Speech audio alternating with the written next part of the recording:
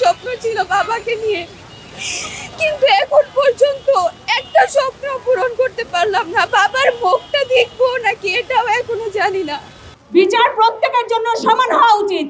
আর কতদিন আমরা এইভাবে বের হয়ে রাস্তায় দাঁড়িয়ে থাকবো? একটা গুম তদন্ত কমিশন গঠন করা হয়েছে। আমরা 12 বছর রাস্তায় দাঁড়িয়ে চিৎকার করে করে যেই কমিশনটা গঠন করার জন্য ফিরোজ স্যারকে বললাম, সেই কমিশন গঠিত হলো ঠিকই, কিন্তু সেই কমিশন আমাদের কোনো খবর দেয় না, আমাদের স্বামীদের কোনো সন্ধান দেয় না। এই কমিশনটা আমি জানি না, আমার ক্ষোভের থেকে এটা বলতে হচ্ছে যে এই কমিশনটা গঠন করলাম আমরা যারা গুম হয়ে থাকা যে ব্যক্তিরা আছে এখনো ফেরত আসেনি, সেই পরিবারের সদস্যগুলো আমরা রাস্তার মধ্যে দাঁড়ায় দাঁড়ায় চিৎকার করে করে বললাম আমাদের একটা কমিশন দেন, আমাদের একটা খবরের জন্য একটা ব্যবস্থা করে দেন। সেই কমিশন গঠন হলো ঠিকই, কিন্তু সেই কমিশন এখন পর্যন্ত আমাদের স্বামী যারা এরকম গুম হয়ে আছে তাদের ব্যাপারে কোনো রকম কোনো তথ্যই তারা দিচ্ছে না। আমি চাই এই কমিশন তাদের যতদিন মেয়াদকাল আছে তারা যেন অন্তত এই ব্যাপারটার একটা মীমাংসা করে যায়, এটা যেন একটা অমীমাংসিত হয়ে না থাকে। 12টা বছর আমি এই একটা বিচার চেয়েছে, সন্ধান চেয়েছে, এরকম রাস্তায় দাঁড়াইছি। আমি আর সামনের 12 বছর দাঁড়াতে চাই না। আমি চাই না আমার সন্তান এরকম করে দাঁড়ায় দাঁড়ায় একটা ছোট থেকে শৈশব থেকে এলো, আর কিছুদিন পরে তার যৌবনও শেষ হয়ে যাবে, হয়তো একসময় সে আমার পর্যায়ে চলে আসবে, তারপরেও কি সে তার বাবার সন্ধান এভাবে দাঁড়ায় দাঁড়ায় চিৎকার করে বলতে থাকবে যে আমার বাবাকে ফেরত দেন, আমার বাবার সন্ধান দেন, আমার বাবার সাথে কি হয়েছে সেটা আমাদেরকে জানান। তাদেরকে যারা এভাবে তুলে নিয়ে গেছে তাদের সাথে কি হয়েছে সেটা আমাদেরকে জানান। আমি চাই এখন অন্তর্বর্তীকালীন সরকার আমরা যারা এরকম গুম হয়ে আছে সেই পরিবারগুলোকে অন্তত জানাক এই পরিবারগুলোর সাথে কি হয়েছে, তাদের যেন অন্তত একটা সমাধান দেন। আমরা আর এরকম অমীমাংসিত হয়ে থাকতে চাই না। আমরা এভাবে দাঁড়াতে দাঁড়াতে ক্লান্ত। আমি ভাবিনি কখনো যে 5 আগস্টের পর আবার আমাদের এভাবে দাঁড়াতে হবে। আমি আমার বাবাকে ফেরত চাই। আমি যদি আমার বাবাকে ফেরত না দিতে পারে সরকার এটার বিচার করুক।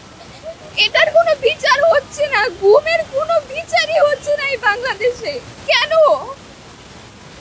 আমাদের বাবার একটা দল করছে, এটা কি কোনো অপরাধ ছিল আমাদের বাবাদের? সরকার এটার কোনো বিচার করবে না। একমাত্র স্মার্ট সিটি বসুন্ধরা, আধুনিকতায় এক ধাপ এগিয়ে।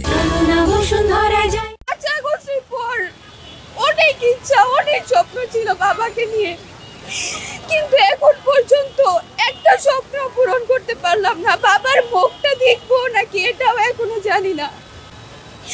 আমার বাবার মুখই দেখে নাই এখন পর্যন্ত। বাবা দেখতে কেমন, বাবার আদর কি জিনিস এটা ওই এখন পর্যন্ত জানে না।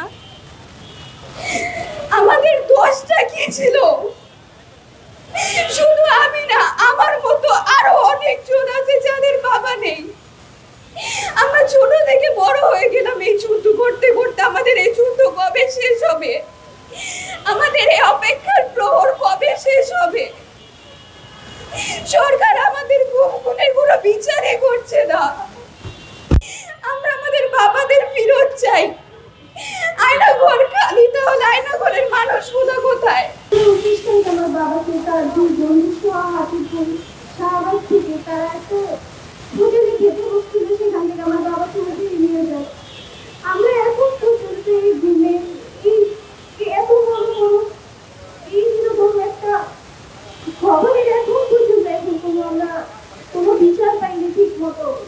এখন পর্যন্ত এটা কোনো সুস্থ বিচার হয়নি। আমরা চাই এই বিচারের জন্য জলদি কোনো একটা হোক, আমরা যেন জলদি আমাদের বাবার খোঁজ পাই, আমরা যেন জানতে পারি যে আমার বাবার সাথে কি হয়েছিল। আমরা জানতে চাই, আমরা আর এভাবে কতদিন রাস্তায় দাঁড়িয়ে থাকবো? আমরা জানতে চাই আমার বাবার সাথে কি হয়েছে, সবার সাথে কি হয়েছে। আমরা এভাবে রাস্তায় দাঁড়িয়ে থাকতে চাই না। জলদি সরকার যদি আমাদের সবাই যদি খোঁজ বের করে দেয়, আমরা এভাবে আর কতদিন আমরা এভাবে বের হয়ে রাস্তায় দাঁড়িয়ে থাকবো? আমরা কি স্বাধীন রাষ্ট্রে কি আমরা কি আমার বাবার কোনো খোঁজ পেতে পারবো না?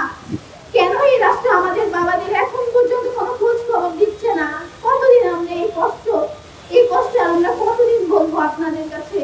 আপনারা আমাদের এইটুকু জিনিস কেন আপনাদেরকে এখনো বলছেন না?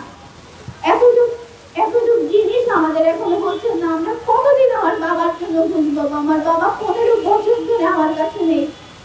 আমার বাবার খোঁজের জন্য আমি বিভিন্ন জায়গায় গিয়ে সরকার থেকে মানববন্ধনে আমি বলেছি সবাই আমরা কাঁদতে কাঁদতে আর কতদিন বলবো, আমরা কি আর বাবাকে পাশে পাবো না? আমরা কতদিন এভাবে কষ্ট